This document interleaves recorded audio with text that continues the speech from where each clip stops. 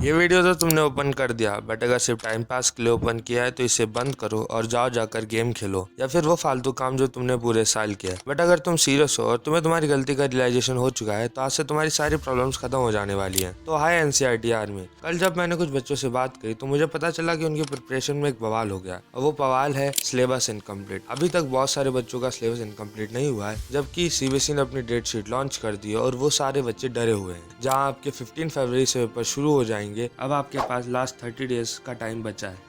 अब आप में से बहुत सारे बच्चे सोच रहे होंगे इतने कम समय में कैसे सिलेबस कंप्लीट करेंगे, कैसे रिवीजन करेंगे, और आपको कुछ भी समझ नहीं आ रहा होगा। या और सभी लोग बोल रहे हैं कि सिर्फ 30 डेज रिमेन बचे हैं। Yes, only last 30 days are left. अब आपके पास यही 30 दिन है जिसमें आप सब कुछ कर सकते हो। अगर इन 30 दिन को आप एक अच्छे प्लान के साथ यूटिलाइज नहीं करते हो तो मैं सच बता रहा हूँ, बहुत ज़्यादा देरी हो जाएगी। जो आपने रिजल्ट सोचा है उससे भी ज़्यादा गंदा रिजल्ट हो सकता है। इसलिए आज एक प्लान बता रहा हूँ, उसको आंख बंद करके डिसिप्लिन के साथ फॉलो करो। मैं आपको गारंटी दे रहा हूँ कि आपके बोर्ड एग्जाम्स में 500 में से 450 प्लस मार्क्स आने ही आने हैं, ये गारंटी है। बस उसके लिए आपको कुछ नहीं करना है, इस वीडियो को लास्ट तक देखना है। एक पेन और पेपर के साथ जितने भी पॉइंट्स बता रहा हूँ उनको सबको नोट करते जाना है और इस वीडियो को लाइक, सब्सक्राइब, शेयर जरूर कर देना है। देखो यार, मुझे पता है कि आप में से बहुत सारे बच्चों के प्री बोर्ड्स बहुत ज़्यादा खराब गए हैं, बट एक बार के लिए प्री बोर्ड्स के मार्क्स को भुलाकर सोचो कि क्या कमी रहेगी सिलेबस कंप्लीट करने में, रिवीजन करने में, प्रिपरेशन के टाइम पे। क्या आपने बाद में उसमें वर्क किया? क्या उन एरियाज को आपने समझा कि उन पे क्या कमी थी? The answer is no. देखो, अब मेरी बात को ध्यान से सुनो। इस समय में 3 तरीके के स्टूडेंट्स हैं। पहले जिनका सिलेबस 0 से 50% हो चुका है, मतलब जिनका 50% और उससे कम सिलेबस हुआ है। दूसरे वो स्टूडेंट्स हैं जिनका सिलेबस 50 से 90% हो चुका है, मतलब वो सिर्फ रिवीजन करने वाले हैं। और तीसरे और लास्ट जिनका सिलेबस 100% कंप्लीट हो चुका है। मुझे कमेंट करके जरूर बताना आप कौन सी कैटेगरी में आते हो, जिससे मैं अपनी अगली वीडियो में आप इन तीनों कैटेगरी को और अच्छे से समझा सकूँ, जिससे वो अपनी स्ट्रेटजी को फॉलो कर सके रिवीजन के लिए। क्योंकि ये वीडियो सिर्फ सिलेबस कंप्लीट करने के लिए मैंने बनाई है। रिवीजन के लिए मेरी अगली वीडियो आने वाली है, आप ज़रूर उसके लिए वेट कीजिएगा। ठीक है, अब देखो, इन तीनों स्टूडेंट्स को ना एक ही चीज़ पे फोकस करना है। जैसे कि जिनका सिलेबस 0 से 50% हो चुका है, उन्हें सिलेबस कंप्लीट करने पे, और जिनका सिलेबस कंप्लीट हो चुका है या फिर जो अभी करने वाले हैं, उनको सिर्फ और सिर्फ रिवीजन करने पे अपना फोकस रखना है। हमारी सिंपल सी बात यह है कि हमें 15 फरवरी से हमारे पेपर शुरू हो जाएंगे, तो हमें 31 जनवरी के अराउंड में हमारा सिलेबस कंप्लीट कर लेना है। अब आप सभी के मन में एक बात आ रही होगी कि क्यों 1 जनवरी से 15 जनवरी के बीच में हम रिवीजन करेंगे? जैसे हमने कोई कॉन्सेप्ट पढ़ा है तो उसका रिवीजन तो करना पड़ेगा ना।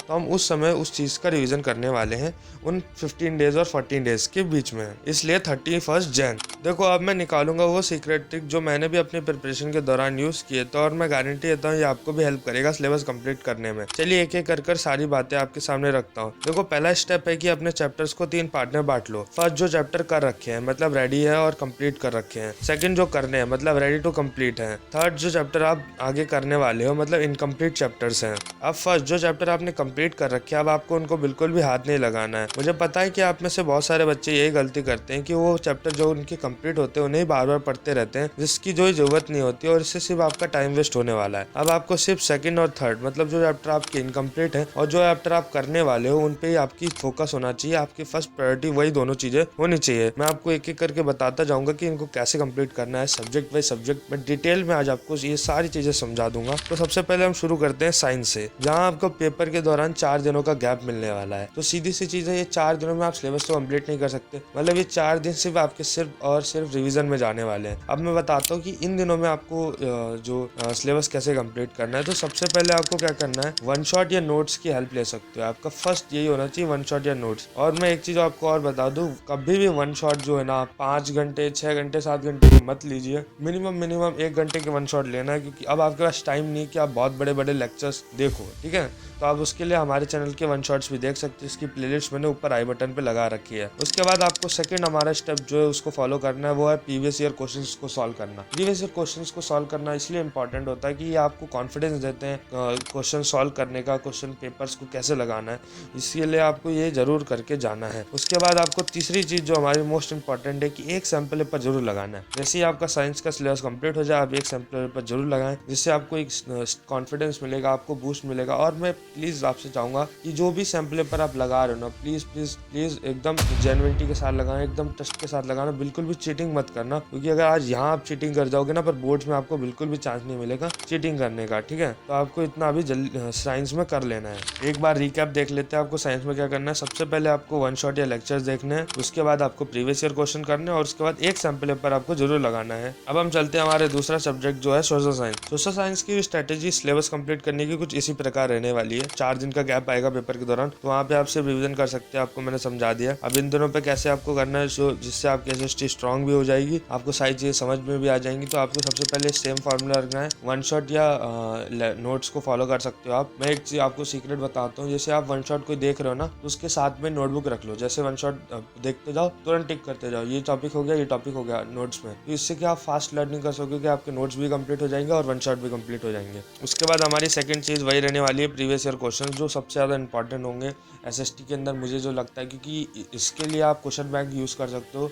मुझे ऐसा लगता है क्योंकि सारे क्वेश्चंस इंपॉर्टेंट नहीं होते एसएसटी में, बट कुछ सिलेक्टेड क्वेश्चंस है जो बहुत ज़्यादा इंपॉर्टेंट होते हैं, तो आप उसके लिए क्वेश्चन बैंक यूज़ कर लेना, अच्छा रहेगा। उसके बाद हमारी थर्ड मोस्ट इंपॉर्टेंट चीज़ जो मैंने आपको साइंस में बताई, कि एक सैम्पल पेपर आपको जरूर करना है, जो आपको कॉन्फिडेंस देगा आपके पेपर्स के अंदर, आपको कैसे प्रिपरेशन करनी, तो आपको सारी चीज़ें चेक हो जाएगी। देखो अब बात करते हैं मैथ्स की। मैथ्स आप सभी को पता होगा कि एक थ्योरी बेस्ड सब्जेक्ट नहीं है, ये एक प्रैक्टिस बेस्ड सब्जेक्ट है। तो यहाँ पे आपको ज़्यादा मेहनत करनी पड़ेगी, यहाँ पे आपको क्वेश्चंस को सॉल्व कर करके ही आप यहाँ पे रिजल्ट ला सकते हो। और एक इंपॉर्टेंट बात की, इस बार मैथ्स के पेपर के लिए बहुत ज़्यादा गैप है। इसका मतलब सीबीएसई ट्राई करेगी कि एक हार्ड लेवल का पेपर बनाया जा सके, तो इस चीज़ को बिल्कुल भी निगलेक्ट मत कीजिए, क्योंकि मैं बता रहा हूँ यहीं से आपको बहुत ज़्यादा हार्ड पेपर बनता हुआ दिखे। तो आपको इसको कैसे ईजिली बनाना है, कैसे सॉल्व करना है, तो देखते हैं। सबसे पहले आपको एनसीईआरटी बुक उठानी है, उसके अंदर मैं जो चैप्टर्स बता रहा हूँ आपको इनको फर्स्ट प्रायोरिटी देनी है। जैसे कि आपको सबसे पहले आपको पॉलिनोमियल्स करना है, उसके बाद आपको क्वाड्रेटिक इक्वेशन करना है, उसके बाद आपको ट्रायंगल करना है, उसके बाद आपको ट्रिग्नोमेट्री करना है,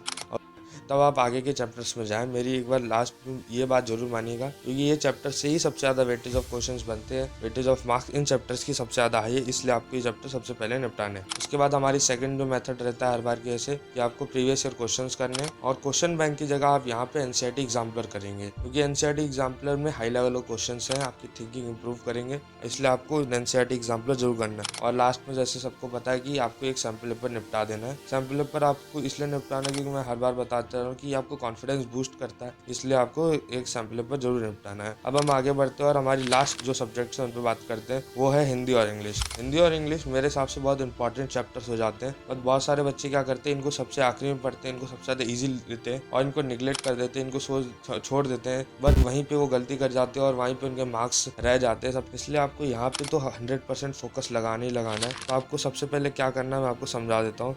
हिंदी और इंग्लिश के लिए आपको सबसे पहले वीडियो लेक्चर्स देखने हैं, जिससे जो आपके चैप्टर्स इनकम्प्लीट हैं, आपको समझ नहीं आए ना, वो आपकी क्लियर हो जाएंगे। जैसे आप वीडियो समरीज देख लो चैप्टर्स की, सब हो जाने के बाद तुरंत आप क्वेश्चंस प्रैक्टिस करना शुरू करें। मैं यहाँ पे आपको रिप्रेजेंट करूंगा कि आप प्रीवियस ईयर क्वेश्चंस ना करके यहाँ पे आप क्वेश्चन बैंक कंप्लीट कीजिए, क्योंकि मुझे ऐसा लगता है कि क्वेश्चन बैंक में एक प्रायोरिटाइज क्वेश्चंस होते हैं, एक सेट ऑफ क्वेश्चंस होते हैं जो आपको ज़्यादा अच्छे से आने चाहिए। ये सारी चीज़ें होने के बाद यहाँ पे आपको थर्ड चीज़ करनी है, वो करनी है आपको पैराग्राफ राइटिंग पे फोकस करना है, लेटर राइटिंग पे फोकस करना है, यहाँ पे आपको डायरी राइटिंग पे फोकस करना है। यहाँ पे आपको ये मैं आपको दोनों चीज़ों के लिए बता रहा हूँ, इंग्लिश और हिंदी।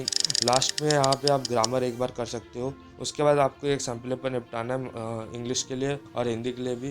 तो मैंने आज आपको सारे सब्जेक्ट्स के बारे में समझा दिया है। मोस्टली मुझे लगता है आप 31 जनवरी तक मेरे प्लान के साथ चलोगे तो आपका सिलेबस कंप्लीट हो जाएगा।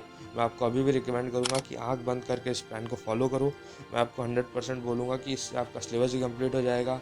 आप क्लास के टॉपर वाली स्ट्रैटेजी फॉलो कर सकते हो इसकी हेल्प से। बस आपको इसमें डिसिप्लिन के साथ फॉलो करना है, प्रैक्टिस करनी है क्वेश्चंस की, जितने ज़्यादा नंबर ऑफ क्वेश्चंस आप निपटा सके वो बहुत ज़्यादा इंपॉर्टेंट हो जाएगा आपके पास, क्योंकि अभी भी आपके पास 30 डेज है। 30 डेज मुझे नहीं लगता कि कम होते हैं कोई भी प्रिपरेशन के लिए। आपको सिर्फ सिलेबस कंप्लीट करना है। बचे हुए 14 डेज में कैसे रिविजन करना है उसकी मैं एक अलग वीडियो बनाऊंगा, और वो वीडियो अगर आपने देख ली मेरी गारंटी कि आप बोर्ड में फोड़ के आओगे। ठीक है, अभी मैंने आपके सारे डाउट्स मेरे हिसाब से क्लियर कर दिए। अगर आपको अभी भी कोई डाउट है तो मुझे कमेंट करके जरूर बताना। अगर वीडियो अच्छी लगी हो तो वीडियो को लाइक करना, चैनल को सब्सक्राइब करना, और वीडियो को अपने स्टूडेंट फ्रेंड्स के साथ जरूर शेयर करें। उनको भी सिलेबस कंप्लीट करने में हेल्प होगी बहुत ज़्यादा, मुझे ऐसा लगता है। ठीक है गाइस, तो मिलते हैं अगली वीडियो में, और स्ट्रैटेजी वाली वीडियो आने वाली है थोड़े दिनों में, उसका वेट जरूर करना।